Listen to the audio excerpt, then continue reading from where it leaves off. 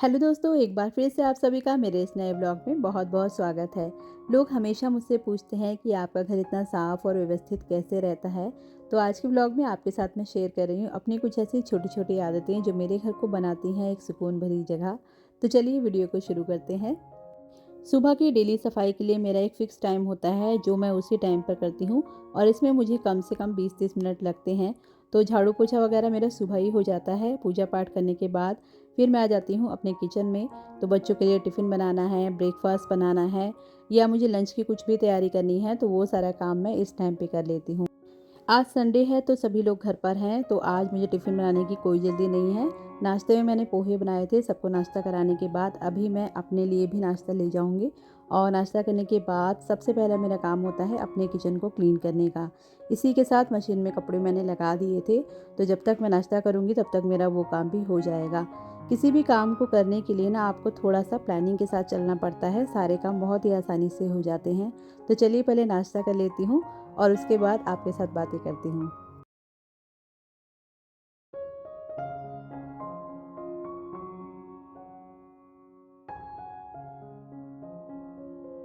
नाश्ता करने के साथ ही जो भी बर्तन थे वो सारे मैंने धो के रख दिए हैं और अभी किचन को कर दूँगी बिल्कुल साफ़, ताकि नेक्स्ट टाइम जब मैं किचन में आऊँ तो मुझे इसी तरह से साफ़-सुथरा मिले। बहुत छोटी-छोटी सी चीज़ें होती हैं, लेकिन इनका अगर हम ध्यान रखते हैं ना तो हमारा घर कभी भी बहुत ज़्यादा गंदा नहीं होता है। किचन में आपने जो भी चीज़ यूज़ की है उसको आप साथ के साथ वाइप करके रखिए। अगर कोई भी किचन में किचन टॉवल आपको गंदा दिखता है उसको धो दीजिए, या कहीं भी आपको लगता है कि 5-10 मिनट लगाकर आप उस जगह को क्लीन कर सकते हैं, तो इसको ना आप साथ के साथ कर देंगे तो वो आपके किचन को ना हमेशा साफ़-सुथरा बना के रखेगा। किचन एक ऐसी जगह है जहाँ पर हम अपना बहुत सारा टाइम स्पेंड करते हैं, तो इस जगह को जितना आप ऑर्गेनाइज़ रखेंगे ना उतना ही आपको काम करने में अच्छा लगेगा। यहाँ का सारा काम ख़त्म करने के बाद मैं आ गई थी छत पर और कपड़ों को सुखाने के बाद वापस से अपने घर के कामों में लग गई हूँ। नीचे आने के साथ ही सबसे पहले मैंने राजमा बॉईल होने के लिए रख दिया है और अभी यहाँ की मुझे क्लीनिंग करनी है, तो वो काम मैं अभी कर लूँगी और जितनी देर में मेरा ये काम ख़त्म होगा तब तक मेरे राजमा भी बॉईल हो जाएंगे। तो एक साथ ना कई काम आपको करते रहने से ना आपके काम जो है ना वो आराम से हो भी जाते हैं और आपका काफ़ी टाइम भी सेव होता है। घर में हर हिस्से को आप इस तरह से डिवाइड कर दीजिए कि आपका कोई भी हिस्सा इग्नोर ना हो। तो मैंने अपने घर को ना कुछ इसी तरह से डिवाइड कर रखा है। किसी दिन मैं अपने बाथरूम की क्लीनिंग करती हूँ, किसी दिन फ्रिज, किसी दिन अलमीरा। तो थोड़ा-थोड़ा करके रोज़ जब क्लीन करते रहते हैं ना तो कोई भी जगह बहुत ज़्यादा गंदी नहीं होती है। और अगर आप रेगुलर बेसिस पर अपने घर में इस तरह की क्लीनिंग करते हैं ना, तो आपको मंथली या वीकली क्लीनिंग करने की ना बहुत ज़्यादा ज़रूरत नहीं पड़ती है। घर हमेशा आपको इसी तरह से साफ़-सुथरा मिलेगा। वैसे तो अपने बेडरूम में ये सब चीज़ें मैं डेली ही वाइप करती हूँ, लेकिन जिस दिन मुझे बेडशीट चेंज करनी होती है ना उस दिन मैं थोड़ा-सा ना एक्स्ट्रा क्लीनिंग भी कर लेती हूँ, क्योंकि आज संडे है तो मुझे ना कोई जल्दी नहीं है, तो आराम से सारे काम भी हो जाएँगे। किसी भी जगह को ऑर्गेनाइज़ करने का सबसे पहला रूल है कि आप उस जगह को ना थोड़ा-सा क्लटर फ्री रखिए, थोड़ा स्पेस रखिए। दीवारों को बहुत ज़्यादा अगर आप भर के रखेंगे ना तो उसकी क्लीनिंग में भी उतना ही टाइम जाएगा और स्पेस भी कम लगता है।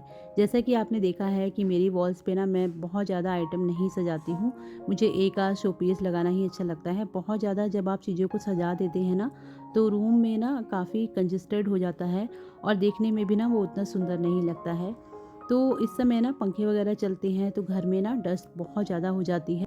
डेली क्लीनिंग के साथ साथ वीकली क्लीनिंग भी ना बहुत ज़रूरी होती है। कुछ ऐसी जगह होती है जहाँ पर हम डेली सफाई नहीं कर पाते हैं, तो हफ्ते में एक दिन आप ऐसा निकालिए कि उस जगह के लिए ना स्पेशल टाइम दीजिए, तो वो ना अच्छे से साफ़ भी हो जाती है।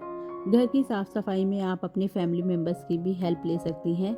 जैसे बहुत सारी ऐसी जगह होती है जहाँ पर हम अच्छे से क्लीन नहीं कर पाते हैं, तो आप अपने हस्बैंड की हेल्प ले सकते हैं, या ऐसे छोटे मोटे बहुत सारे काम जो बच्चे कर सकते हैं तो आप उनको भी ना अपने कामों में इन्वॉल्व कीजिए। घर को साफ रखना सिर्फ हमारी ही जिम्मेदारी नहीं है, घर में जितने भी फैमिली मेम्बर्स हैं ये सब उनकी भी जिम्मेदारी है, तो उनको भी ना अपने इन सब कामों में ज़रूर शामिल कीजिए। इससे बच्चों में भी ना क्लीनिंग की आदत होती है और जब छोटी उम्र से हम बच्चों को कुछ चीज़ सिखाने लगते हैं ना, तो बड़े होने तक वो चीज़ें ना उनके अंदर बहुत अच्छे से डेवलप हो जाती हैं। आजकल के महंगाई भरे दौर में चीज़ों को खरीदना इतना भी आसान नहीं है। अपनी पुरानी चीज़ों के साथ में ना हमारा एक अलग ही अटैचमेंट होता है। तो जितना हम उनकी केयर करके रखेंगे, जितना हम उनको मेंटेन रखेंगे ना, वो चीज़ें भी सालों साल हमारा साथ देती हैं। कोई भी काम जब आप दिल से करते हैं ना, खुशी के साथ करते हैं, तो काम करने में भी आपको अच्छा लगता है और आप ना डबल एनर्जी के साथ उस काम को कर भी पाते हैं। और कुछ चीज़ें ऐसी होती हैं जो ना हमारी आदत में इस तरह से शामिल हो जाती हैं कि ना चाहते हुए भी ना हम वो काम करते ही हैं। पिछले 2 दिनों से फ़ीवर होने की वजह से ये क्लीनिंग वाले काम मेरे रह जाते थे। घर के बेसिक साफ-सफाई, खाना-पीना बस इतना ही हो पा रहा था। तो कभी-कभी ना इस तरह के ब्रेक भी हो जाते हैं। 2 दिन का रेस्ट किया, आज तबीयत पहले से कुछ ठीक है, तो अभी मैं लग गई हूँ अपने पेंडिंग कामों को कंप्लीट करने में।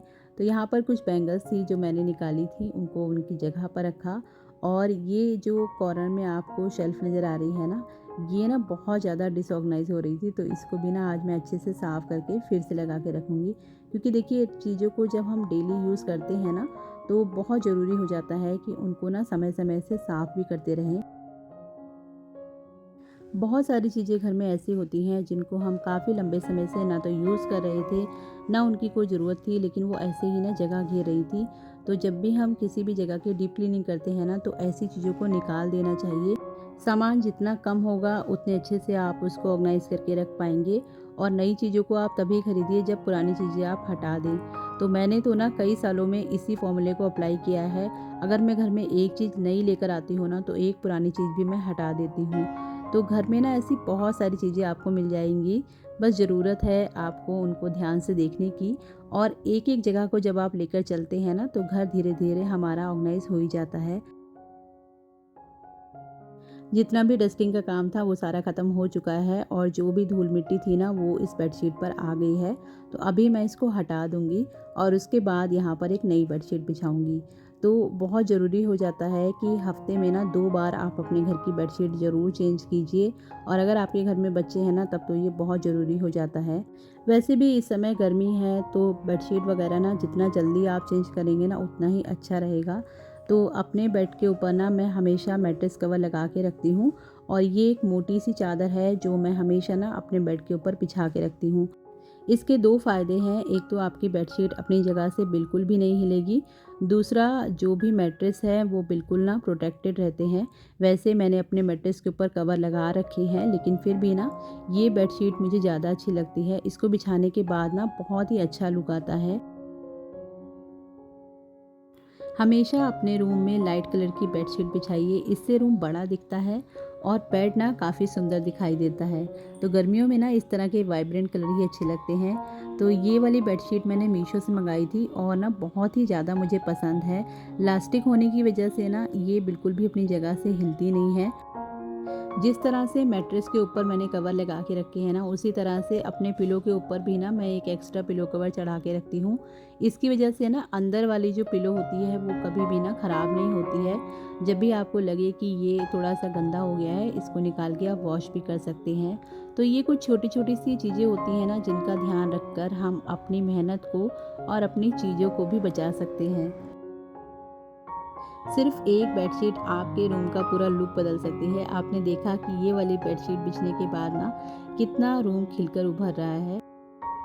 चलिए आपके साथ यहाँ पर एक टिप शेयर करती हूँ। अगर आपके पास इस तरह की इलास्टिक वाली बेडशीट नहीं है ना, तो बेडशीट बिछाने के बाद कॉर्नर्स पर नॉट लगा दीजिए और उसके बाद आप उसको सेट करेंगे ना, तो पूरे दिन वो अपनी जगह से हिलेगी भी नहीं, बिल्कुल ऐसे ही रहेगी। तो इस वाले रूम में मैंने झाड़ू पोछा कर दिया था और इसके बाद रूम की खूबसूरती आप देख ही सकते हैं। साफ़-सुथरा होने के बाद ना कोई भी जगह जो है वो एक अलग ही वाइब देती है। तो चलिए इस रूम को क्लीन कर लिया है। अभी चलते हैं दूसरे रूम में जहाँ पर कि बच्चों ने अच्छे से सामान फैला के रखा है। उससे पहले ना मैं अपनी दवाई खा लेती हूँ क्योंकि अपना ध्यान रखना भी ना उतना ही ज़रूरी है जितना कि अपने घर का।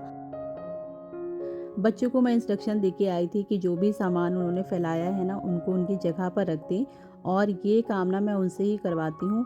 ऐसा नहीं है कि ये हम नहीं कर सकते हैं, लेकिन कुछ चीज़ें ऐसी हैं ना जिसकी रिस्पॉन्सिबिलिटी बच्चों को भी देनी चाहिए। अपने खिलौने, बुक्स ये सब काम ऐसे होते हैं ना जो बच्चों से खुद ही करवाने चाहिए और अपनी चीज़ों को उनको रखने की आदत होनी चाहिए। तो यहाँ पर जितना उनसे हो सका था उतना वो अपनी चीज़ों को रख के गए हैं और जो थोड़ा बहुत मुझे लग रहा था वो सब चीज़ें मैं भी ठीक करके रख देती हूँ। ऐसा नहीं है कि मेरा घर हमेशा इसी तरह से नीट एंड क्लीन बना रहता है, कई बार गंदा भी होता है। बच्चे हैं घर में, आपके फैमिली मेम्बर्स ज़्यादा हैं, तो चीज़ें ना बिखरती भी हैं। लेकिन अगर आप उसको साथ के साथ ऑर्गेनाइज़ करते रहेंगे, चीज़ों को उनकी जगह पर रखते रहेंगे ना, तो आपके लिए ही ना मेहनत थोड़ी-सी कम हो जाती है। तो यहाँ पर कपड़े मैंने सुखा दिए थे और मशीन को मैं थोड़ी देर खुला छोड़ गई थी। उसके बाद ना मैं एक सूखे कपड़े से इसको अच्छे से वाइप कर देती हूँ। इससे ना मशीन की लाइफ भी बढ़ जाती है और उसमें कभी भी ना जंग वगैरह नहीं लगती है। बहुत छोटी-छोटी सी चीज़ें ही होती हैं जिनका अगर हम ध्यान रखते हैं ना, तो हमारा घर हमेशा साफ़-सुथरा रहता है। तो अभी बच्चे यहाँ पर नाश्ता वगैरह कर चुके थे, जो भी उनका होमवर्क था वो भी उन्होंने कर लिया था और अब ये टाइम है उनके एन्जॉयमेंट का। जब तक बच्चे टीवी देखेंगे तब तक थोड़ी देर मैं भी आराम कर लूँगी, क्योंकि संडे है तो थोड़ा-सा ना रिलैक्स मोड में दिन चलता है। राजमा मैंने उबाल के रख दिए हैं, आटा लगा दिया था, तो अभी ना मेरे लिए किचन में बहुत ज़्यादा टाइम नहीं लगेगा खाना बनाने में। तो अभी का टाइम जो होता है ना, इसको मैं अपने लिए फ़िक्स रखती हूँ। हमेशा ना अपने लिए आधा 1 घंटा आप दिन में ज़रूर निकालिए, जो भी आपके पसंद के काम हो ना वो ज़रूर कीजिए। इससे ना आपको अपने काम ना बोझ की तरह नहीं लगेंगे। तो चलिए आज की वीडियो को यहीं पर ख़त्म करते हैं। अगली वीडियो में आपके साथ फिर मुलाकात होगी। आप भी ट्राई कीजिए ये छोटी-छोटी आदतें और बड़ा फ़र्क। वीडियो अगर पसंद आई हो तो एक लाइक ज़रूर कीजिएगा।